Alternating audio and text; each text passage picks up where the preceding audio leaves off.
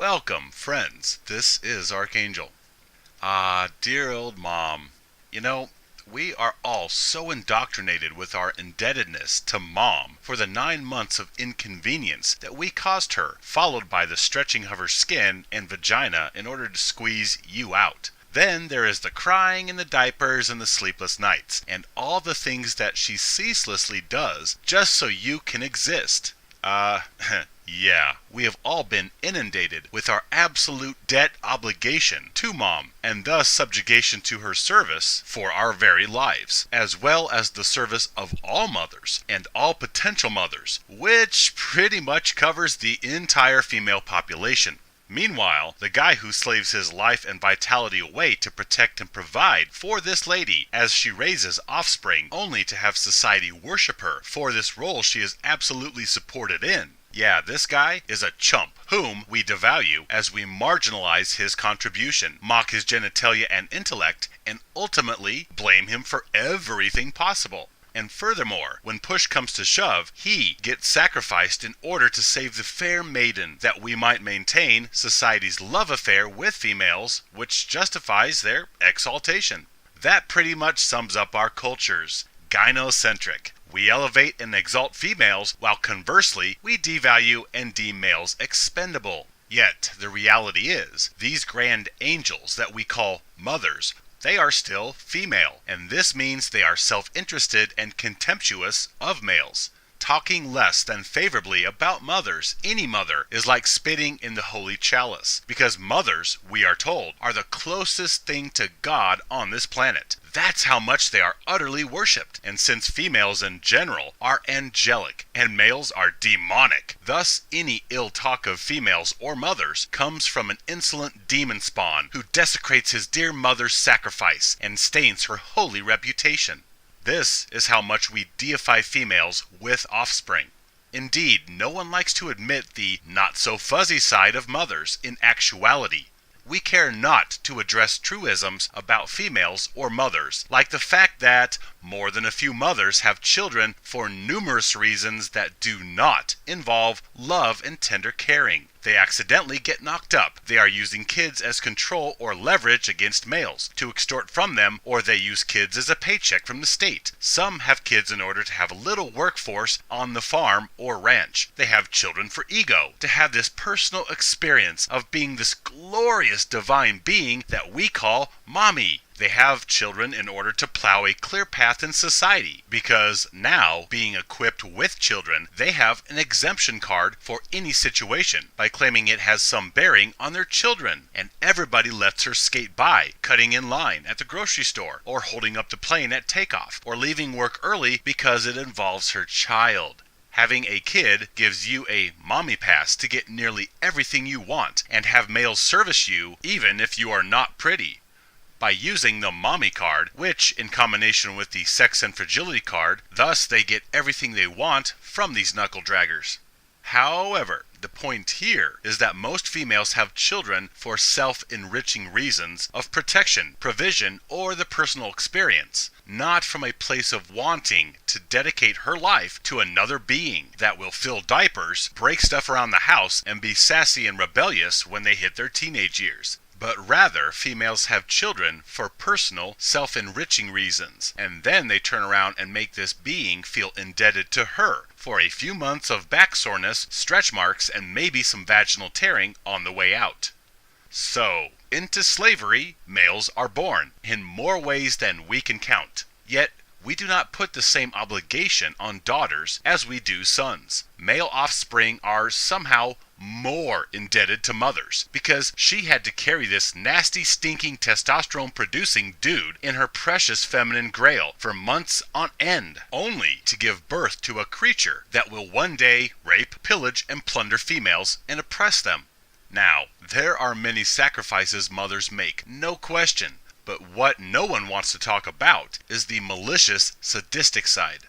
If you are indebted to mothers for gestation, then should mothers be indebted to children for trauma inflicted by her upon offspring?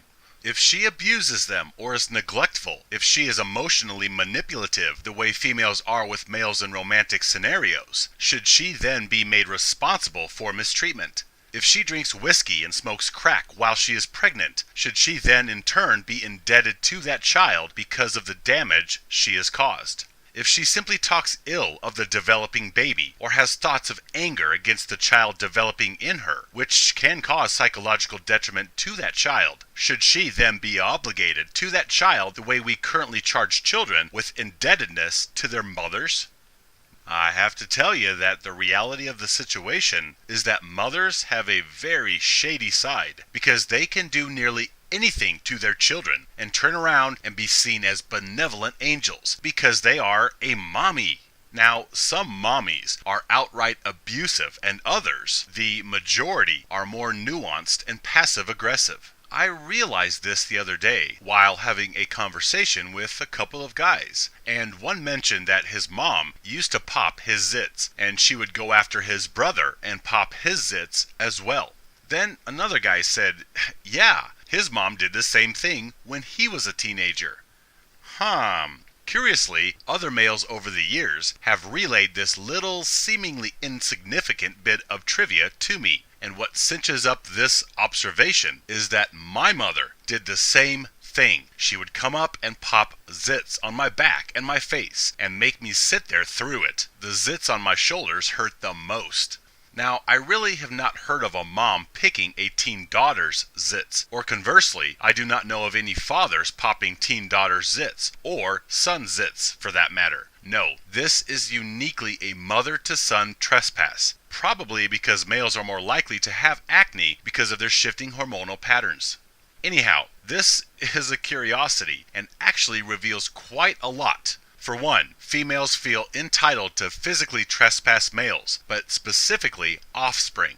Obviously, we mutilate male genitals, and then we physically correct them as they grow. But more importantly, females feel entitled to cause them pain at their leisure. My mom, it would seem, seriously enjoyed popping zits on me and my brother. And when it hurt and we got mad, she played it off like, oh, we were to blame for having acne. She was just trying to help. Moreover, perhaps this behavior is resultant from mom's disappointment. Maybe she exhibits this disappointment in the form of a mother that has a less than adorable kid with acne, and we all know that kids are representations of the parent. So perhaps that mother is demonstrating disapproval by causing that boy torment and popping his zits out of spite, that he is male, he is flawed, and he is not the perfect little representation of her out in the world. Now, without overanalyzing this occurrence, still, I have noticed a morbid fascination by mothers to pop zits of sons. Why is this? They pretend like they are trying to help Junior with his acne, but I remember more dermatologists than I can recall advising us not to pop the zits. So not only do mothers not pop them for son's benefit, they go against many physicians' advice and cause him pain and torment anyway, which may lead to surface scarring. This does not even address the psychological ramifications of having acne, being embarrassed, and social ostracization in a tender period when kids seek the approval of peers. Then we compound it with a sadistic parent that likes to come up and make light of your acne and pop it, causing you torment and pain. To the blue pill world, this may sound amazingly trivial with exaggerated import, like I am making up conspiracy theories over a spilled glass of milk. But then these same brainwashed sheeple will give females a pass to skate no matter how they abuse males or male offspring. However, I believe this example is understated in terms of disdain for males and morbid delight in their suffering. Indeed, this really is a very rich example of female contempt towards males, and their fascination with and entitlement to physically trespass males and torment them, specifically the males they are charged with caring for, which suggests more contempt than tormenting anonymous males. Though at the end of the day, it's all male devaluation, which ultimately helps drive expendability of the male.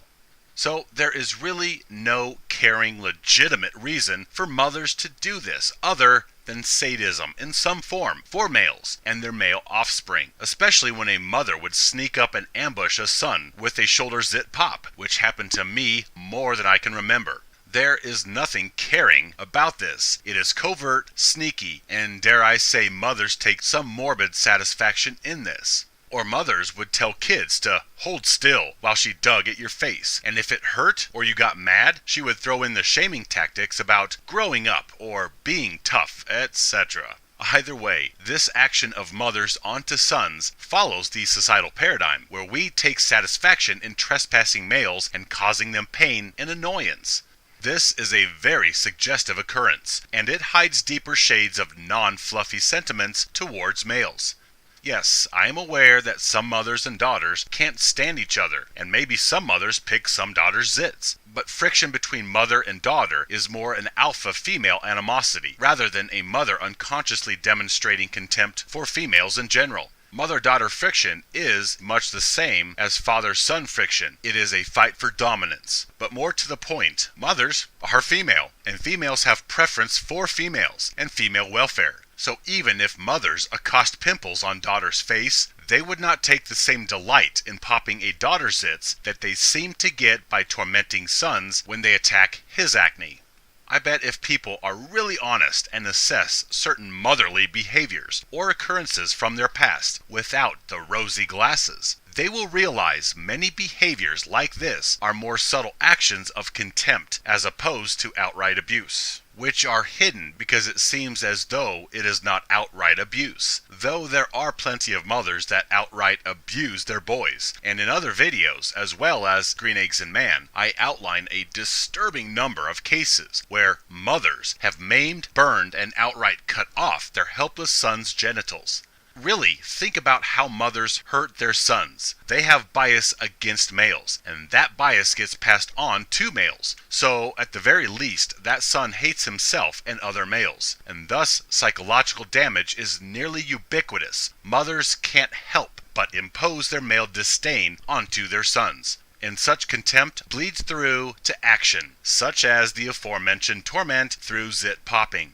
Some sons get away with a light amount of misandry and obligatory subjugation to mom for birth, whereas other sons have it far worse. They are outright abused, and an increasing number of females are conspicuous about their misandry. There is a disturbing number of disgusting mothers that have specifically injured their sons' genitals over the years, whereas by contrast, I cannot find reportings of fathers burning their daughter's labia, or ripping her vulva, or cutting off her clit and blaming it on the dog. Nor do I see reports of mothers injuring their daughter's genitalia. But there are too many sickening reports of mothers, the holiest position of humanity, injuring their son's genitalia, the child they are supposed to care for more than life itself. Yes, there are some fathers that sexually abuse their daughters, as there are mothers that sexually abuse as well. Yet even in the absence of reports of parents injuring their daughter's genitalia, there are too many reports of mothers injuring their sons' genitalia, which shows that they have the highest form of contempt for males, injury of their genitals, which demonstrates hatred of the very anatomy that makes them male.